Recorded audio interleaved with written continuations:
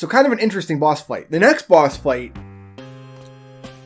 if I don't have a spear, oh, unfortunately, it looks like Medusa got my baby girl and turned her into a baby girl statue. So let's just jump down a hole. Down we go. I really want a spear for parts of this level. More arrows are definitely helpful. Like, I want to... If I can stay at max arrows, that would be nice. Or her to step backwards, like that. I always take a lot of damage in this level, and I'm going to try to not do that today. What did I just say? Doesn't matter what I just said.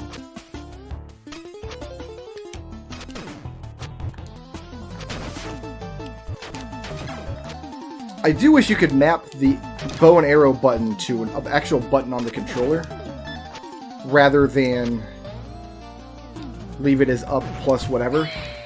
Because you can't use a bow while ducking, which is too bad. So I want to bait these nerds out. And this is the guy that is going to damage me, guaranteed.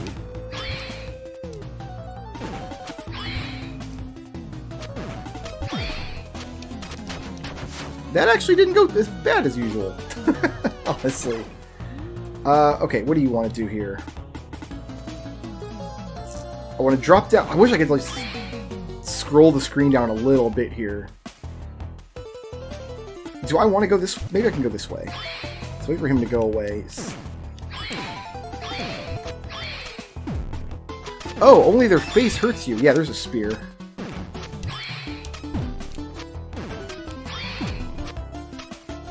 Well, I'm here now.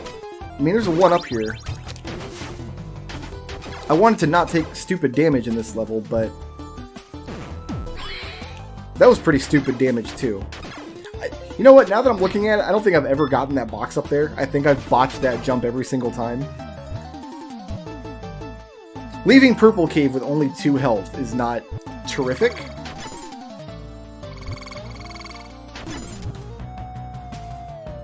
We'll see if we can make it to the boss on this life.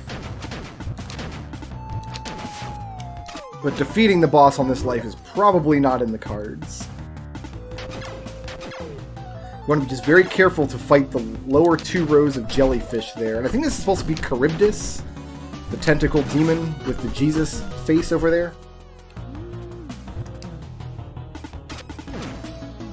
Ugh, gross. I'm allergic to swords. I drove myself stupid trying to fight all these jellyfish the first time I did this level, before realizing, oh, you just fight the jellyfish that are like actually going to impact you.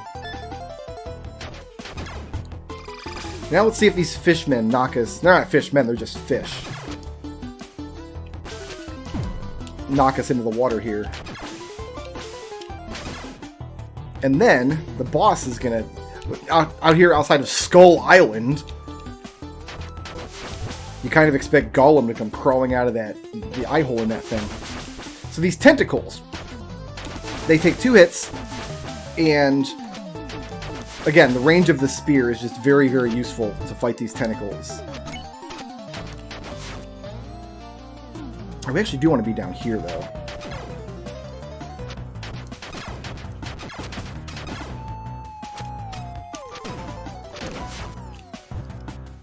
I'm really glad that raft doesn't sink when it hits the edge of the platform there. Ooh, I forgot Axeman was up here. Oh, there he is again.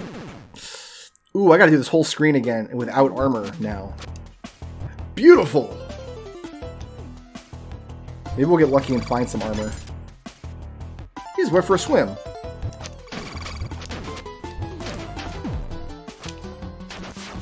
Oh yeah, enemies can walk up some boxes and things. That's not... I always forget they can do that. Like I think I'm safe that I can just jump up to the next platform and they can't climb up. Nope. Then they immediately climb up. I'm glad you don't lose your bow and arrow when you die. What was that? What was it? Conquest of the Crystal Palace, where you get that like special crystal ball item, but well, but you lose it when you die, and it's like almost impossible to keep hold of. Ah, armor, beautiful. So I guess better to die here than on the actual boss, I suppose, because I know that there's not armor near where the boss spawns in. These tentacles I'm about to fight, you really have to get good at like knowing the effective range of your weapon and the speed of your weapon, like knowing to actually push the button twice to strike other than just mash the button as they come in. Like knowing the effective speed of your weapon is very, very useful. But also, after they've been on screen for a second, you see they don't just come towards you, they also sink a little bit as they close the distance. And the point of that is you have to know which ones you can jump over. Also very, very useful information to have.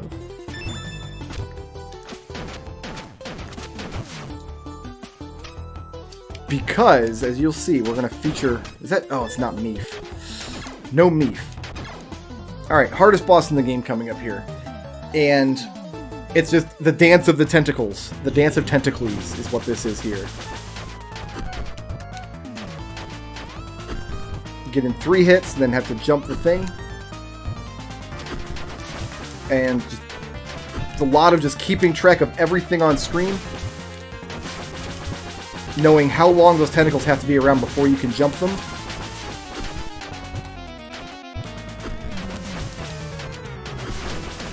And trying to not get overwhelmed. Yeah! That's going to happen a lot, just jumping into his fireballs. So as you can see, he's speeding up. And the main problem with the tentacles right now is they eat up my arrows as I fire them. So you'll see I'm going to destroy tentacles and then fire an arrow just before I have to jump. Here comes the Tentacles dance.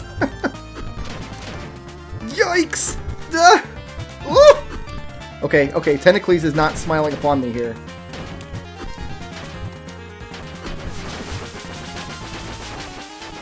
They're going to come pretty much constantly now. But...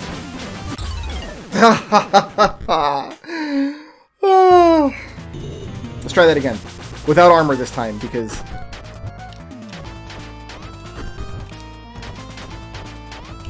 Ooh, I got in 4 hits there. I got greedy. So, if you have the spear... Oh, goodness. This life's not going well. This life's not going well at all. If you have the spear and you're jumping in towards the creature, you can sometimes damage the creature and tentacles at the same time. 3 damage from each of these things. Ugh, gracious me.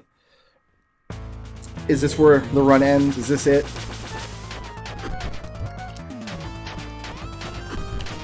Alright, come on. Come on, Brickroad. You got this.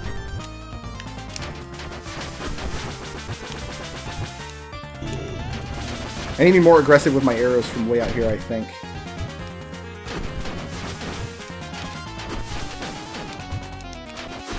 So if you're thinking, how does this man ever go through 63 arrows? Now you know.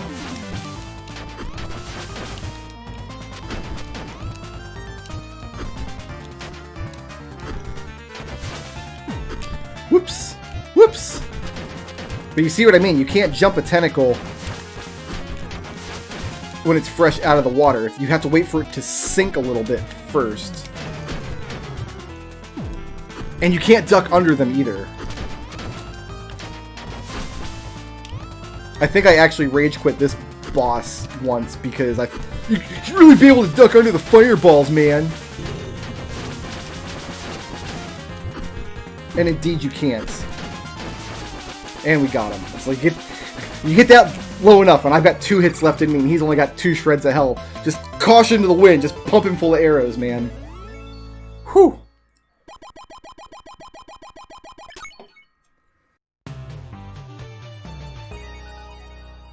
Okay.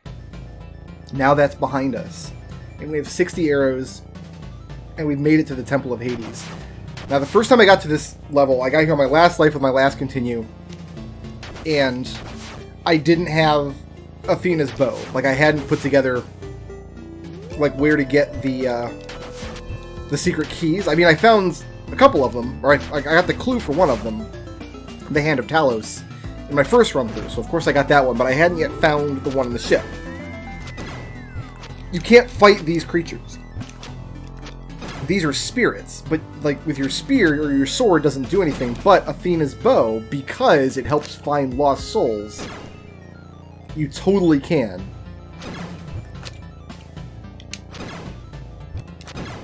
And you can just kind of clear your path. They move in this circular motion, and one of them has your daughter's soul in it, which is how we're going to get the good ending of the game. Okay, I don't want to actually waste any more arrows if I can help it. Beautiful. And can I get $3, please? Yes! That's really, really lucky that we got that gold right there. Because you can buy armor. And if you take the lost soul, this guy yells at you. You stole a soul from Hades! He stole it from my daughter first. From Monica. I don't know. Alright, boss fight time. Final boss. There's 3 stages to the final boss. The first stage is fighting Cerberus, and he's only got a couple of moves. If he goes all the way across the screen, I pump an arrow. If he does a jump, I can hit him twice there, or 0 times. You know, whatever. And then if he runs again, I can just repeat this loop. Alright, you can't ride the dog. Cannot ride the dog, Brickroad. What are you doing? Or he can jump like this. It's just a matter of kind of knowing where he's going to be after every attack. Whether he does a jumping attack or a dashing attack. Knowing where he's going to be and kind of attacking at that spot.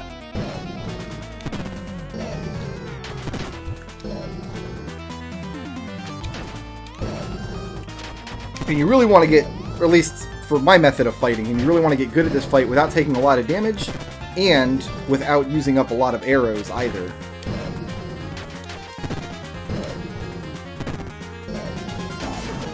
So let's go ahead and we're gonna eat a Cerberus leg. That's delicious. And now the man himself. Come on out, Hades. What you got? He's just, I guess he's, the implication is he's like made up of lost souls?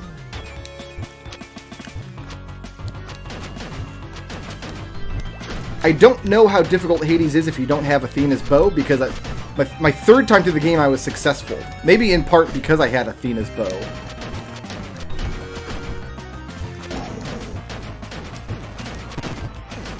And our good old friends the Firebirds are now back, but I've got so much more health than he does, and so many arrows that, yeah, no, it's just... I cannot imagine trying to fight him. I did a test play of this game where I very nearly ran out of arrows in the last level. Like, I rolled up, like, I think the skill of fight, I used up all my arrows and got through the fight by the skin of my teeth on, like, my last continue or something. I didn't continue at all this whole playthrough. That's not the first time I've done that. No, I don't think so. But hey, not bad. But yeah, if you come into this level with only like 10 arrows, there's way more than 10 souls you have to shoot looking for your daughter. And I think the soul, like her soul, is randomly placed. I don't think it's the same one every time.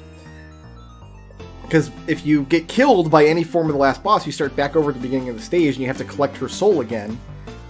I love this adorable picture as they watch the island sink. Maybe in Curse of Issyos 2 you'll play as the daughter, and you'll have to go to the sunken island of Issyos to fight Poseidon, or something, I don't know. But this game was a lot of fun. I'm really glad that in the process of deleting old bookmarks, I stumbled across Locomalito's website and rediscovered a couple of these games that I had only seen speedruns of before. And I have since downloaded a few of them, and I want to share a few of them with you on the channel. This is the first one, and we'll do another one in the next episode. All thanks to a brave fisherman. Now tell me, game, how many of those random, in the middle of the air, whatever secrets of Athena did I find? Oh, we gotta watch the credits roll first. No problem. So I don't know exactly why this game evokes the Sega Master System for me. I've never owned a Master System. I've never actually seen a live Master System. I've certainly never played any Master System games. I think it's because the Master System, if you look at video or screenshots of it, is a little more colorful, a little more detailed than an NES from the same era. And this game evokes an NES-style gameplay, and certainly a lot of NES actual games. Castlevania, Ninja Gaiden are in here. But because it's a little more colorful, and there's a little more to it than just, hey, go through the 6 levels, for some reason my brain's like, oh yeah, it's like a Master System game. Maybe some of the music and sound effects also remind me of Genesis games from back in the day. I don't know how much of this is accurate or how much was going through the developer's mind as he made the game, but I am so happy that there are people out there making retro-style games, and not just making retro-style games in the sense of like Shovel Knight, but actually saying, hey, what if all I had was a Sega Master System? What if I was making a game for that system? What would it look like? What would it feel like? What would it play like? And I'm glad that in these modern times, we're still seeing people develop games like that. 7 secrets. 7. That's how much Athena loves me. 7 times. Shoutouts to Ethan Ryan for sponsoring this video. If you liked the video and you want to see more, please tickle my thumb, leave a friendly comment, and ring my little bell.